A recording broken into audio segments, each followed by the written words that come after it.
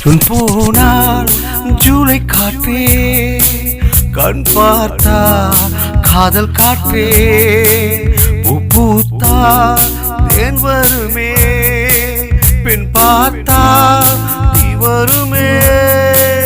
என்னாச்சு தோணலையே, ஏதாச்சு தெரியலையே, நட்பாச்சு லவ் இல்லையே, லவ் ஆச்சு நட்பு இல்லையே.